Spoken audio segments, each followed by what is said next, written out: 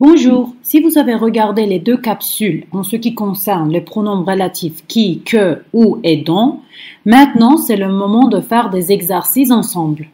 Nous allons relier les deux phrases avec un pronom relatif.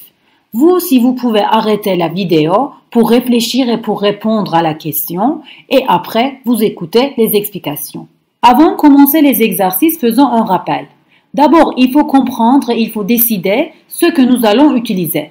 Pour faire ça, nous allons regarder la deuxième phrase. Si dans la deuxième phrase le mot répété est sujet, nous allons utiliser qui. Si dans la deuxième phrase le mot répété est COD, nous allons utiliser que. Si dans la deuxième phrase le mot répété est un complément circonstanciel de temps ou de lieu, nous allons utiliser où.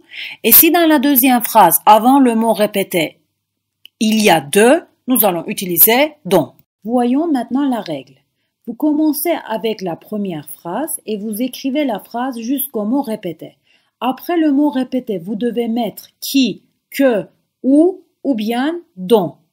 Après, vous passez à la deuxième phrase, c'est-à-dire que à côté de qui, que, où, dont, vous allez voir le sujet et le verbe de la deuxième phrase. Si votre première phrase n'est pas finie, vous complétez votre première phrase. Voyons des exemples maintenant.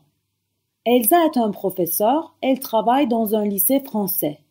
Dans les deux phrases, le mot répété est Elsa. On regarde la deuxième phrase, elle, c'est-à-dire Elsa, c'est le mot répété et c'est un sujet. Si dans la deuxième phrase, le mot répété est sujet, nous utilisons qui. Donc, on va combiner les deux phrases avec qui. On commence la première phrase et on écrit jusqu'au mot répété. Le mot répété, c'est Elsa. Après le mot répété, je dois mettre qui et je dois passer à la deuxième phrase. Donc, la phrase va devenir Elsa qui travaille dans un lycée français est professeur. Comme la première phrase n'était pas finie, je l'ai complétée. Passons à la deuxième phrase. Voici la carte, tu as cherché cette carte. Nous voyons que dans les deux phrases, le mot répété est la carte. Nous regardons la deuxième phrase, nous remarquons que la carte est un COD. Donc, nous allons utiliser que pour combiner les deux phrases. Nous allons écrire la première phrase jusqu'au mot répété et après, nous allons mettre que et on va passer à la deuxième phrase. Donc, la nouvelle phrase va devenir « Voici la carte que tu as cherchée ». Attention, la deuxième phrase est au passé composé. Donc, nous devons faire l'accord. La carte est féminin, donc nous allons ajouter « e » à la fin du verbe « chercher ». Passons à la phrase suivante. Nous connaissons très bien ce restaurant, tu y es allé hier soir. Quand nous regardons les deux phrases, nous ne voyons pas directement un mot répété dans les deux phrases. En fait, il y en a. Si nous analysons attentivement la deuxième phrase, nous remarquons l'utilisation de Y et nous connaissons que Y remplace un lieu. En fait, le mot répété ici, c'est le restaurant. Donc, pour combiner les deux phrases, nous allons utiliser où parce que dans la deuxième phrase, Y, c'est-à-dire le restaurant, c'est un complément circonstanciel de lieu. La nouvelle phrase va devenir nous connaissons très bien ce restaurant où tu es allé hier soir. Bon, regardons la phrase suivante. Ce projet est difficile, tout le monde parle de ce projet. Nous remarquons que dans les deux phrases, le mot répété est projet. En plus, dans la deuxième phrase, il y a de devant le mot répété.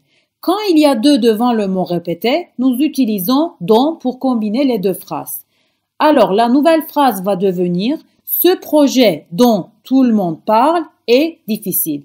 Pourquoi nous avons écrit comme ça? Nous avons écrit jusqu'au mot répété dans la première phrase, c'est-à-dire ce projet. Après, nous sommes passés à la deuxième phrase. Comme la première phrase n'était pas encore complétée, nous l'avons complétée. Regardons maintenant la dernière phrase. J'aime beaucoup cette maison, ses volets sont rouges. Si nous analysons les deux phrases, nous remarquons qu'il n'y a pas les mots répétés. Mais en fait, il y en a. Si nous sommes attentifs, nous allons les remarquer. Dans la deuxième phrase, il y a ces volets. En fait, ce sont les volets de la maison. Donc, le mot répété dans les deux phrases, c'est la maison. En plus, devant la maison, il y a de. Ça veut dire que nous devons utiliser dont pour combiner les deux phrases. Et la nouvelle phrase va devenir « J'aime beaucoup cette maison dont les volets sont rouges ». Bon, c'était tout. Merci pour m'avoir écouté. À une prochaine vidéo.